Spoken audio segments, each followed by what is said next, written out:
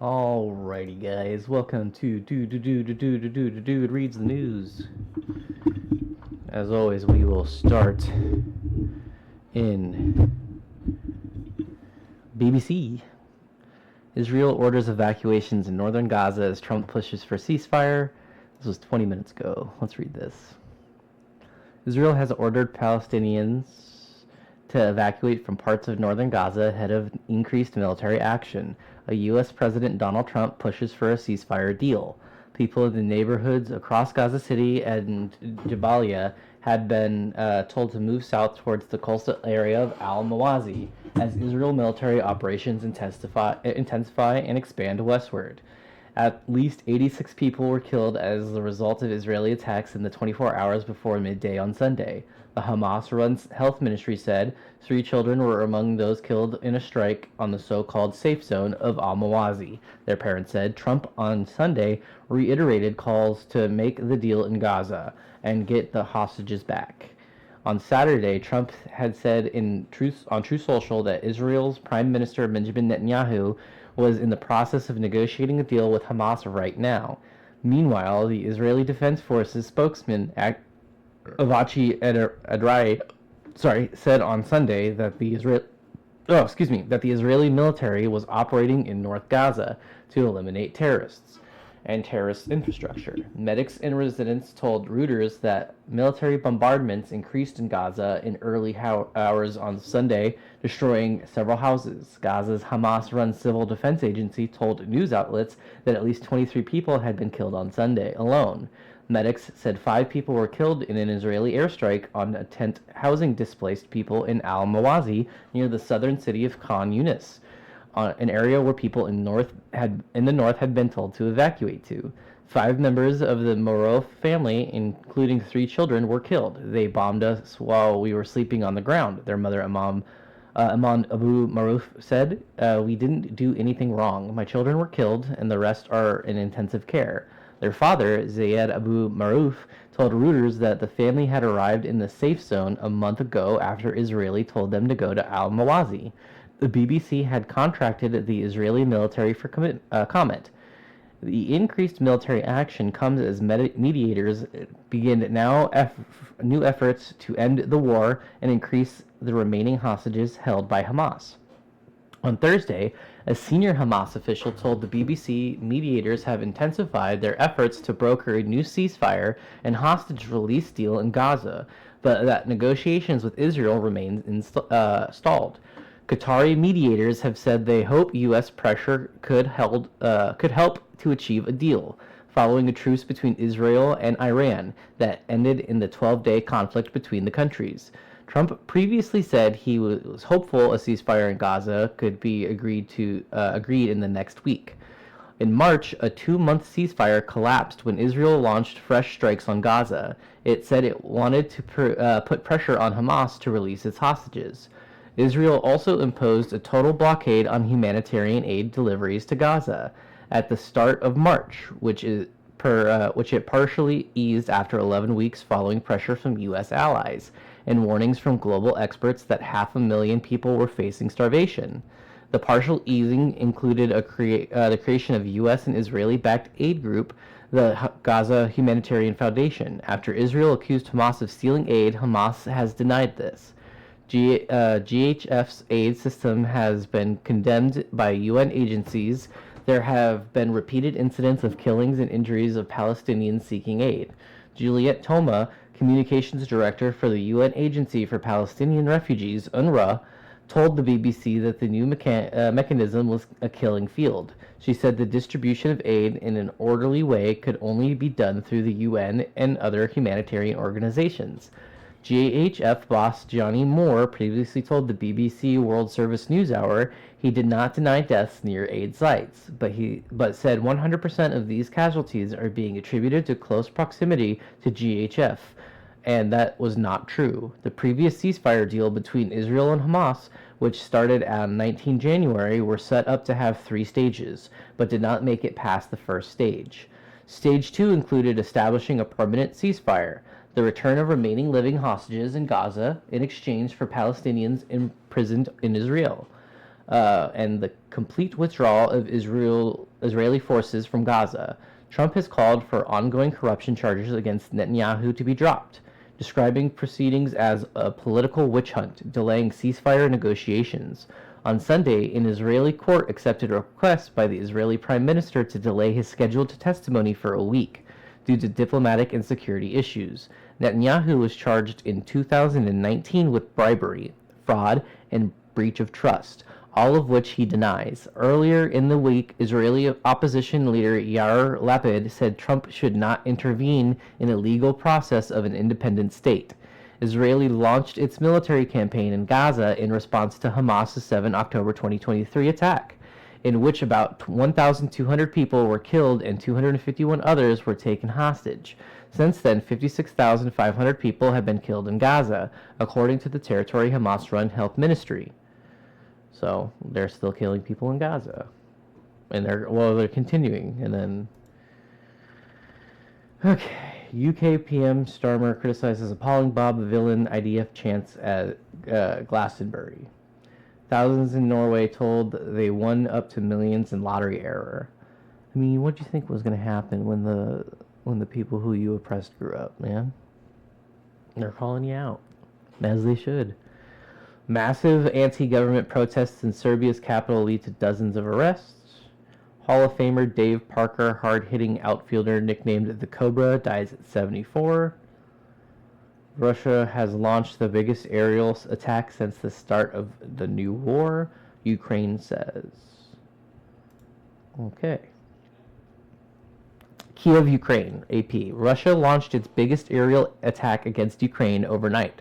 A Ukrainian official said Sunday, part of an escalating bombing campaign that has further dashed hopes for breakthrough in efforts to end the 3-year-old war.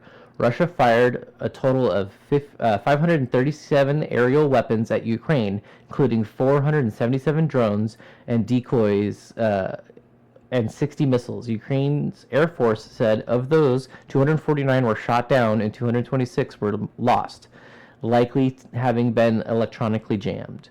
The onslaught was the most massive airstrike on the country since the beginning of Russia's full-scale invasion in February 2022.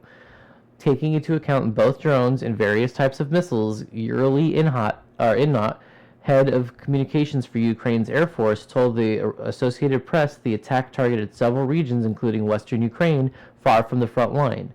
Poland and allied countries scrambled aircraft to ensure the safety of Polish airspace, the country's Air Force said. 3 people were killed in each of the drone strikes in the Kherson, Kharkiv, and the... Oh, wow, this one's going to be hard.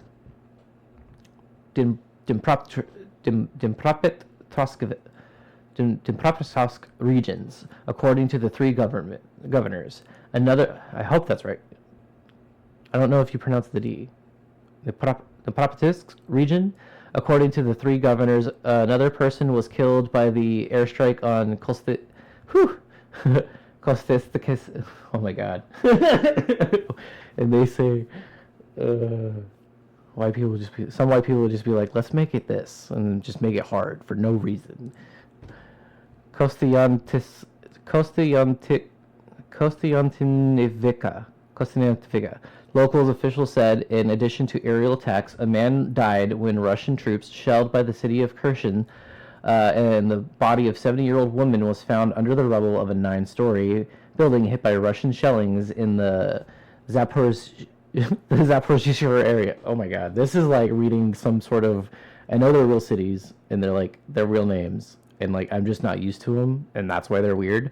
But it feels like I'm reading some like fantasy novel, and I'm trying to read these like fantasy city names, but I know that's not what it is. I'm just saying that's what it feels like. So Kostyantynivka, I think that Kostyantynivka, and then Zaporizhzhia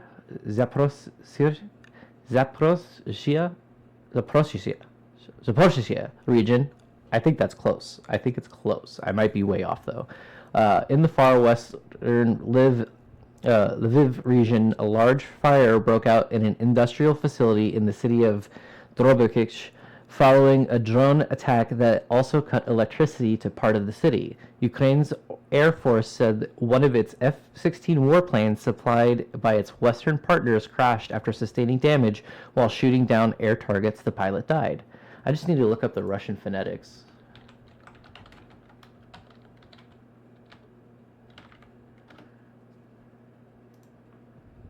Phonology.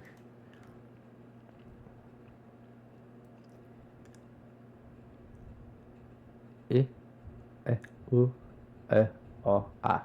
Okay. Stursk. Цирк. Okay, anyway. Russian troops reportedly advanced in Donetsk. Russian Defense Ministry said it had shot down 3 Ukrainian drones overnight. 2 people were wounded in another Ukraine drone attack in the city of Bryansk. In western Russia, regional governor Alexander Bogomaz said Sunday morning, adding that 7 more Ukrainian drones had been shot down over the region. Meanwhile, Russia claimed Sunday that it had taken control of the village Novoyukreinka in partially Russian-occupied Donetsk region. Russian forces have been slowly grinding forward at some point in the roughly 1,000-kilometer front line, though their incremental gains have been closely in terms of troop casualties and damaged armor. In other developments, Russia's foreign intelligence chief Sergei Naryshkin had said he had spoken on the phone with U.S. counterpart CIA, Director John Ratcliffe. I had a phone call with my American counterpart, and we reserved for each other the possibility to call at any time and discuss issues of interest to us, Naryshkin said in remarks to state TV reporter Pavel Zarubin, who posted them on his Telegram channel on Sunday. Sunday's attack followed Russian President Vladimir Putin's comments 2 days ago that Moscow is ready for a fresh round of direct peace talks in Istanbul. 2 recent rounds of talks between the Russian and Ukrainian delegation in Istanbul were brief and yielded no progress on reaching a settlement. Zelensky withdraws Ukraine from anti-landmine pact. Ukrainian President Volodymyr Zelensky signed a decree to withdraw Ukraine from the Ottawa Convention banning anti-personnel landmines, a Ukrainian lawmaker said Sunday. The move follows similar recent steps by the Baltic states and Poland. In 1997, treaty prohibits the use, production, stockpiling, and transfer of anti-personnel landmines in an effort to prevent civilians from explosives that can maim or kill long after fighting ends. This is a step that the reality of war has long demanded, said Roman Kostenko, Secretary of the Ukrainian Parliamentary Committee of National Security, Defense, and Intelligence. He noted that Russia is not part of the convention and is massively using mines against our military and civilians. So they have to pull out so that it can better combat what's being used against them. Got it. That makes kind of sense, I guess. Jumping over to Al Jazeera. And again, if I mispronounced any of the Russian names, or like I just sounded goofy trying to say it with the accent, I apologize. That's me actively trying to figure out how the sounds of the names are made. I'm thinking that I'm getting it right. Correct me. I looked up some phonetics and stuff, but we'll see. Okay. Israeli attack on Gaza kills 47... Oh my gosh, including children aid seekers. Trump reiterates Iran's nuclear talking points despite swirling questions. Israeli airstrikes killed dozens in Gaza amid worsening humanitarian crisis. Calls for a ceasefire grow as U.S. and Israeli leaders discuss a potential truce amid escalating violence in Gaza. Israeli attacks across the Gaza Strip have had... Is, like, Hamas even, like, there still, to be honest with you? Because, like, I feel like at this point, there's no, like, you're just bombing people. And, like, they've already, quote-unquote, won, and they don't care anymore, and they're just bombing people. But I also don't know enough, because I I only hear about Israel talking about Hamas. I never really see anything in regards to Hamas anymore, or if they're even like a real thing, man. I don't. It almost feels like it's just like a false flag. But I don't know enough about the on the ground. But again, most of what I see spoken about is the civilians in Gaza, even like people who are like on Israel's side. Um, it does. I don't like the Hamas argument has slowly faded away. It's almost like, are they even still there? They could be. Again, I don't know.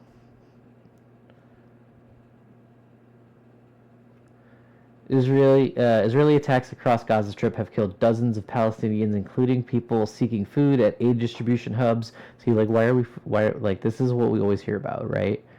Like, clearly they're not fighting anybody but civilians, and they're claiming that Hamas is using them as human shields. It's like, no, they're probably seeking aid too because you've destroyed everything, and they have no way of doing it otherwise.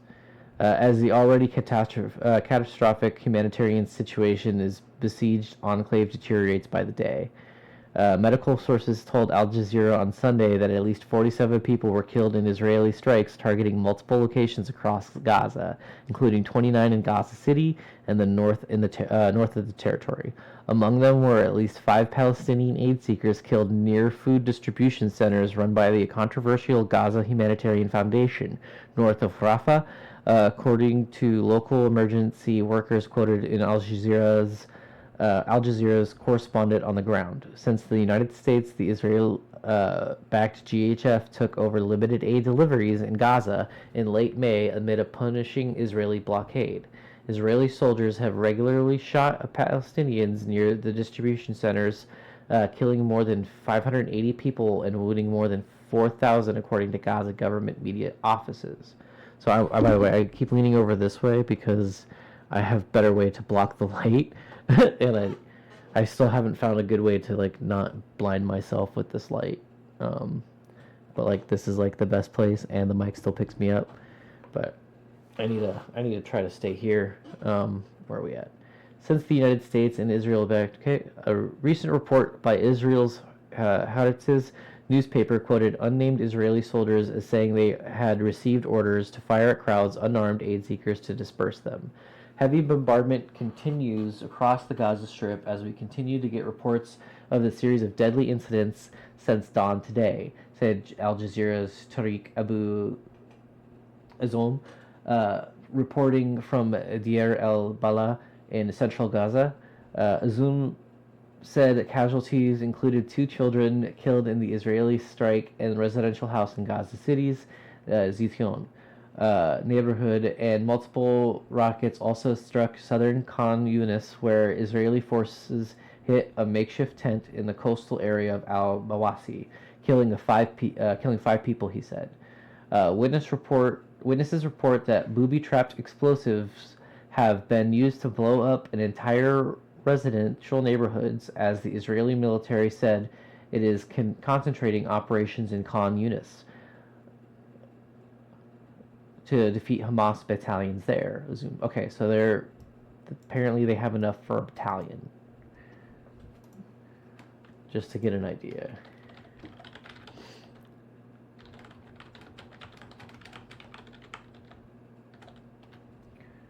So a battalion is 300 to 1,000 soldiers. Most vulnerable are dying. Meanwhile, the humanitarian crisis is worsening, with babies and toddlers dying due to the lack of nutrients.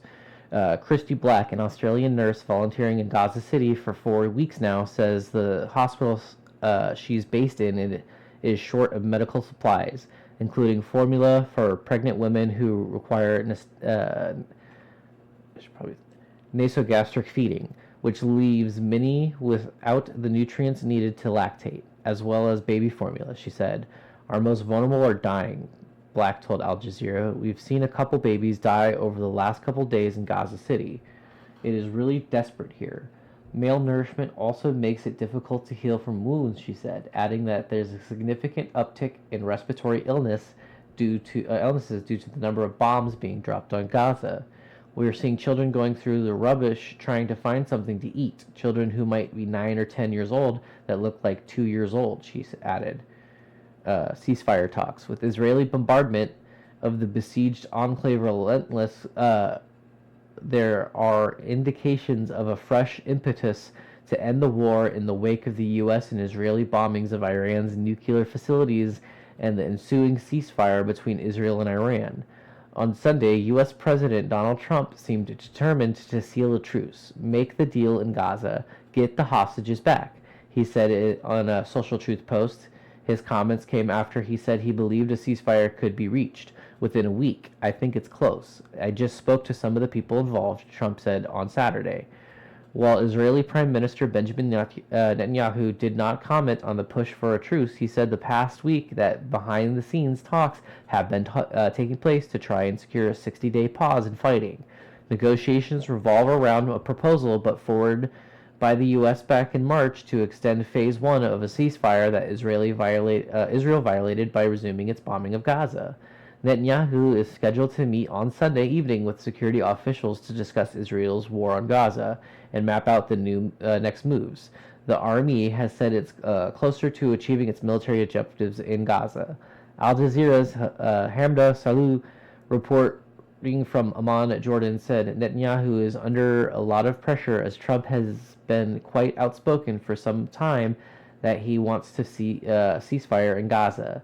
And prior to Israel's attack on Iran just about 2 weeks ago, there was a lot of pressure from European allies because of the Israeli military's conduct in the Gaza Strip, he said. In the meantime, the Jerusalem District Court canceled this week's hearings in Netanyahu's long-running corruption trial, accepting a request that the Israeli leader made, citing classified diplomatic and security grounds.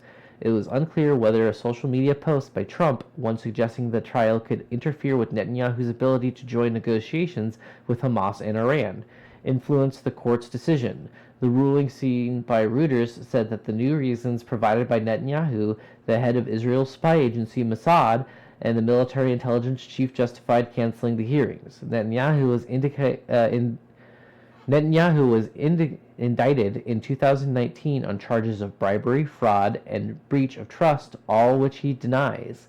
He has cast the trial against him as an orchestrated left-wing witch hunt meant to topple a democratically elected right-wing leader that's been holding on to his power for way too long. On Friday, the court rejected a request by Netanyahu to delay his testimony for the next 2 weeks because of diplomatic security matters following the 12-day conflict between Israel and Iran, which ended last Tuesday. He was due to take the stand on Monday for cross-examination.